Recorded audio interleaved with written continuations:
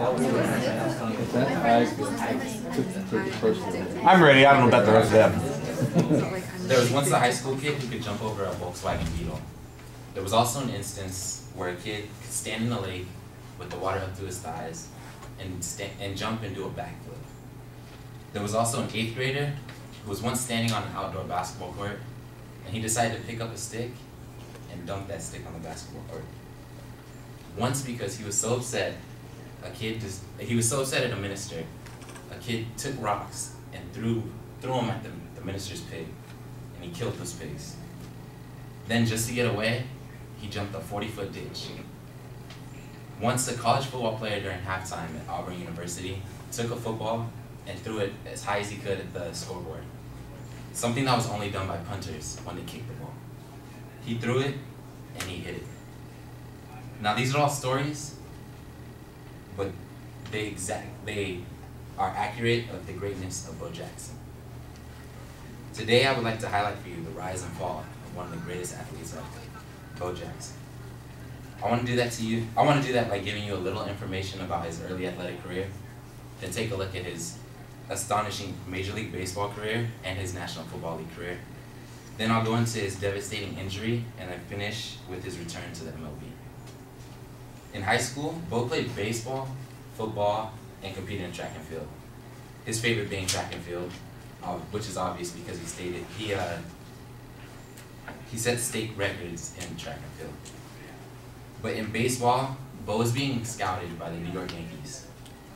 The thing was, Bo and his family decided that they didn't need George Steinbrenner, the owner of the Yankees, money because they were doing fine getting by already.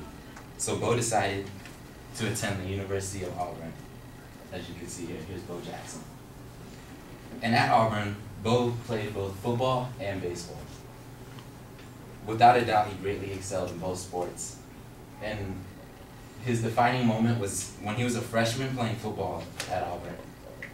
In 1982, Bo led Auburn football to victory over Alabama in the Iron Bowl, something that hadn't been done in 9 years. 3 years later, he won the Heisman Trophy in football, one of the greatest achievements any college football player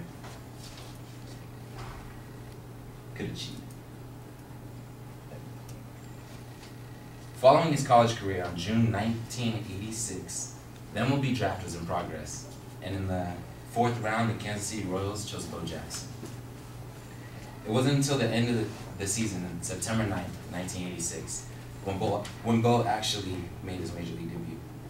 In his first at-bat, Bo swung at the first pitch and hit a towering line drive over the fence into the stands. But the ump called a foul, which means it was just strike one. The next pitch came, and Bo hit the ball on the ground to the second baseman. This should have been an easy out, but it's Bo Jackson. So he used his incredible speed to beat out the throw. That was his first hit in Major League Baseball. According to statisticbrain.com, for the rest of his rookie season, Bo had 17 hits, 2 home runs, one of which was the longest ball ever hit in Kauffman Stadium, home of the Royals, and had a batting average of .207, which meant he did pretty good for his rookie season. And the thing is, his rookie season only lasted a month and a half because he started so late. And right after the MLB season ended, a new team had become interested in Bo Jackson. In 1987, the Los Angeles Raiders of the NFL had become interested in Bo. They drafted him in the 7th round, making Bo one of the few athletes to compete in both the MLB and the NFL. When he was drafted by the Raiders in the NFL, people wondering, would he stick with the Raiders or would he go with the Royals? And in a press conference, Bo had stated that after the MLB season ended, in October, playing in the NFL would just be a hobby, which is kind of ridiculous because it takes top athletes to compete in the NFL, and he's just going to play as a hobby. After seeing him play in the first couple NFL games, people were beginning to think he might actually be the real deal. The game that solidified Bo Jackson's dominance in the NFL was on November 30th, 1987. It was against the Seattle Seahawks. And the game finished with the Raiders defeating the Seahawks 37-14. Bo had a total of 221 rushing yards and 2 touchdowns. And the cherry on top was for one of those touchdowns, Jackson had ran over the best and meanest defensive player in the game, Brian Bosworth, right here. And this was a play in which Bomani Jones stated, it was good versus evil, and good trampled him. This is Bo Jackson right here. Bo ended up finishing his rookie season with a total of 554 rushing yards in only 7 games, according to ProFootballReference.com. We fast forward 2 years, and his biggest accomplishment was rushing for an astonishing 950 yards in only 11 games. On January 13th, 1991, in an NFL playoff game against the Cincinnati Bengals, the unthinkable happened. During a play, while Bo was trying to outrun defenders, one of them caught up to him, and because he was running at such a remarkable speed, when he was brought down by a defender, his leg got caught right there. His leg got caught underneath him, and it caused his hip to pop out of its socket. In an interview with ESPN, Bo Jackson himself stated, "As soon as it dislocated, I knew it. And when I hit the ground, I rolled. And when I did that, I popped it back into socket. And I stood up and went to take my first step, and it felt like somebody had jabbed an ice pick in my pelvic socket." A man who played sports like a superhero had become hurt. What had happened was, there's a blood vessel located on your femur, and it keeps the cartilage above the femur to keep the bone intact. Bo Jackson had severed that blood vessel, and because he did that, he was internally bleeding on his hip. His NFL career was now over, and on March 18th, 1991, Bo was also dropped by the Kansas City Royals. So without having an NFL career and no MLB team to play for, Bo went into full rehab to strengthen his hip so he could play baseball again. With his new hip and a newfound strength, Bo Jackson returned to Major League Baseball. He played for the Chicago White Sox, and his first game back was April 9th, 1993. In an interview with ESPN, Bo Jackson also stated that for his first at bat, he dedicated to his mom, who was diagnosed with colon cancer. And once he stepped up to the plate, he swung at the first pitch, and he hit a home run over the right field fence. But the thing was, Bo wasn't the same athlete he was when he returned. So he decided it was time for him to give up and retire. So the greatest athlete ever had left as fast as he came. After proving his incredible abilities in sports over and over again, which can be seen right here, where he robbed a home run, and both having good seasons in the MLB and NFL, even though they were cut short due to a freak injury in one of his NFL games, Bo Jackson is easily one of the greatest athletes ever. Even though his game days are over, his legacy of hitting baseballs out of the stadium, jumping 40-foot ditches, and throwing rocks at a pig and killing them, it still makes him, it defines his legacy. And if anyone is interested in learning more about Bo Jackson, you can watch ESPN's documentary. It's called You Don't Know Bo.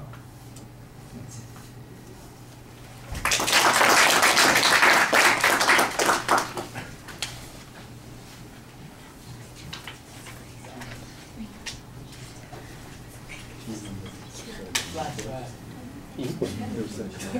Bo knows this, Bo knows that. And then we have one question. Bo knows. Funny. All this work on right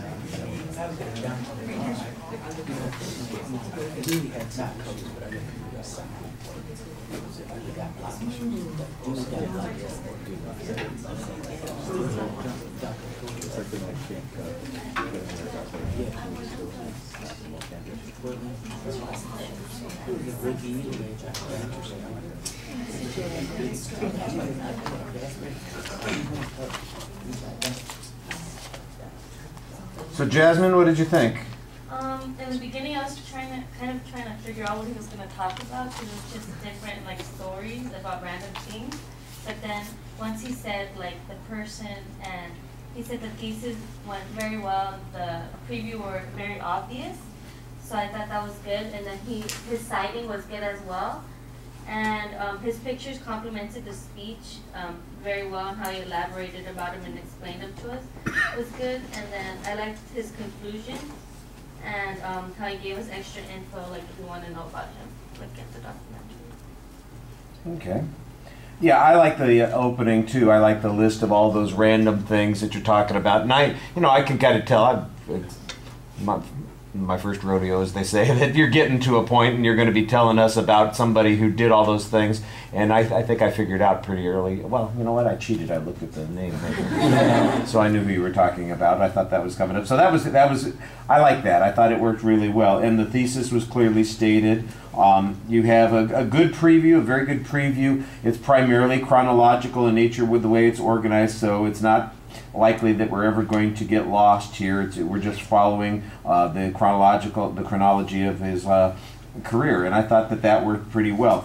What I especially like, though, is all of the little details that you put into the speech. You've got a little story here, or something about the statistic here, or here's a particular accomplishment, or here's what somebody said about him, and you gave a nice description of something that was going on. That's the kind of stuff that makes a speech like this interesting. We don't need to know. People sometimes want to do biographical kinds of presentations, and they were born in this cabin, in this year, and they had 3 brothers, and they went to this, and all that stuff is so unimportant. The stuff that you talked about is the stuff that makes a person interesting, and that's what we want to hear about, are those kinds of things. And I thought you did a nice job presenting those particular stories and making them pretty vivid, too. The visuals are good. They usually tie in nicely. I thought that they introduced the two-sport concept pretty well with that Auburn picture. That's a pretty dramatic jump that's being made at the end there that shows him catching, when he's playing with the Royals. And I think that works well at the conclusion. I like the vast majority of the conclusion, except that one tag that comes after you're done. That's it. We should know that it's it because of the way you present it and because of what you said. You shouldn't have to give us that little extra that's going on there. Other than that, I thought that was the only thing that was a big issue in the conclusion of the speech. All right, thank you.